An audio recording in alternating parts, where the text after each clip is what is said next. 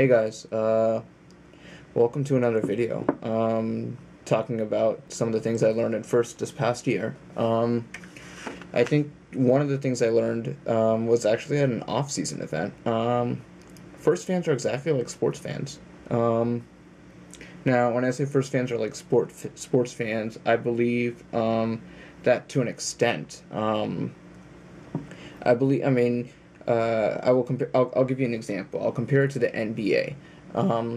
For an NBA game, the crowd is raucous before a game. The crowd is crazy. The first 3 minutes of the game, the crowd is really into it, and then the crowd settles down, and you have this moment where the crowd's really not into it. It might pick up, a little bit at the end of the half, and then it really starts picking up in the fourth quarter. And the last 3 minutes of the fourth quarter, especially, that's when the crowd really gets involved.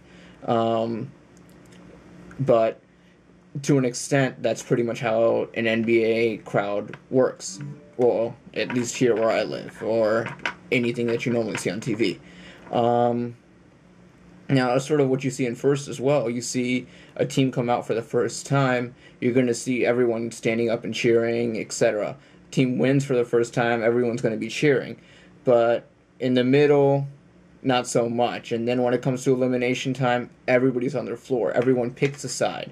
And everyone wants to label the side which they're rooting for as the side with the white hats. And the side which they're rooting against, the side with the black hats, the Evil's team.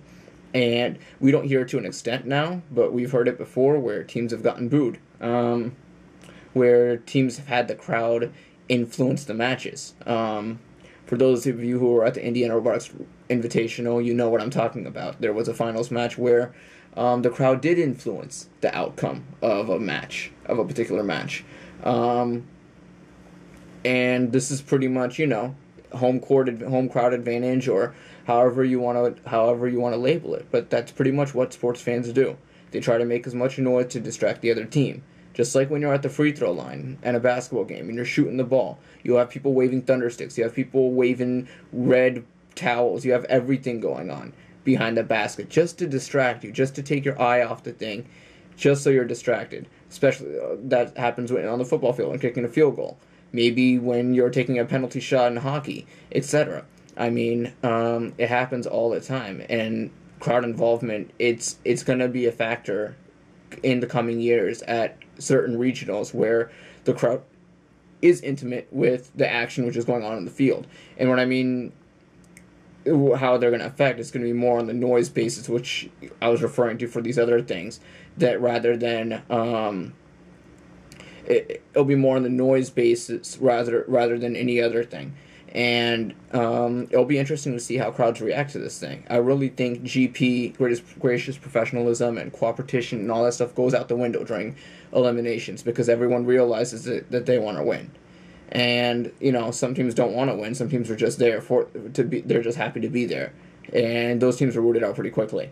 But you're able to see who wants to win and who wants it that badly. Just look at the crowd. And yeah, that's pretty much it. I really think First fans are turning into exactly what sports fans are these days. The one thing that we don't have is a huge team following, where you have to an extent a Dallas Cowboys. You have to an extent where there are a few teams which can consider themselves the New York Yankees or the Dallas Cowboys at first, but you don't have every major team have a fan base which are members of other teams. You don't have that yet, and I think maybe 3, 4, 5 years time, when people start realizing, when people start meeting these other teams, when students really get into it, and they see that we could be seeing a more sports type setup, it's really going to be interesting to see if some of these kids also have, I work for this team, I'm on this team, but I also root for this team. And I think that would be something that really would be neat to see in First, where you have a member of a team, but then you see other teams which are respected by those members. And I think even if you're booed, even if you're cheered, it doesn't matter.